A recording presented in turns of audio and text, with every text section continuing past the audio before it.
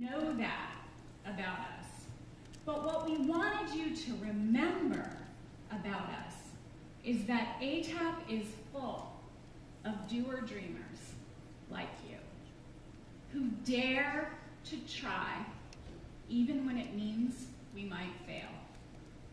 And that doing so is terrifying and hard because it is authentic and human and scary to believe and dream and do.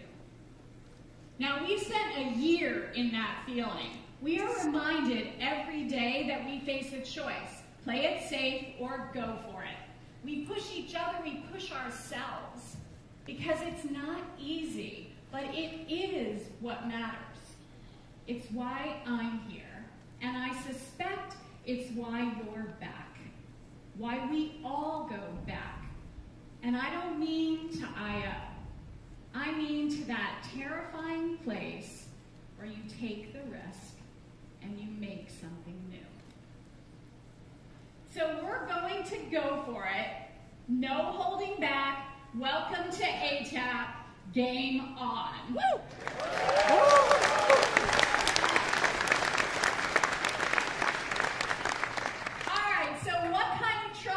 We made in the intervening 11 months and 3 days? A lot. We've crashed more than a few RFOs because that's what happens when you're revving a new engine for a race that is fast and worth winning. Add furious to fast and you get storytelling Justin Lin style, our first live action 360-degree Google Spotlight story. We're making a mobile movie theater, and it opens today.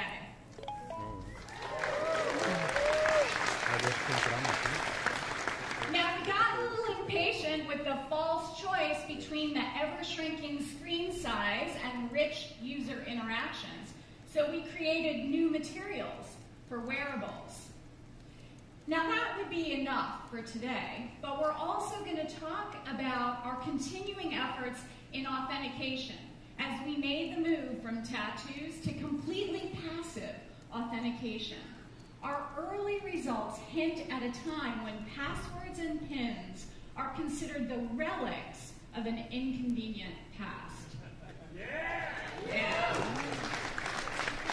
And we're going to show you big mobile security in a very small micro package. Now, to accomplish this, our internal team of fewer than 100 has built a global network of partners measuring 1,000. In the last 11 months, the number of ATAP external partners has grown from 305 to 514, from 22 countries to 27, from 3 continents to 5. That means every day in ATAP, on average, we sign a new partner. That's innovation in the open on steroids. We seek these partnerships because we believe that the answer is out there, somewhere, if we are humble enough to find it. In every ATAP project, we see the inherent creativity of others at work, from Oscar-winning storytellers to system engineers, musicians to mathematicians. Our lean internal team gives us speed. Our external partnerships give us scale and expertise not available in our small team.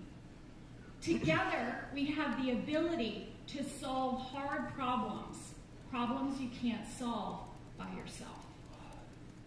You might say that ATAP has the spirit of a startup, the agility and scale that comes with a global network of the best minds in the world, all with the daring of Google. Okay, now on the day that we released the abstract for this breakout session, which, as you know, said jokingly, we're going to introduce wearables that we hope will blow your socks off. We mean this more literally than you might think. That day, the ATAP chatter on Reddit went something like this. Smart socks confirmed.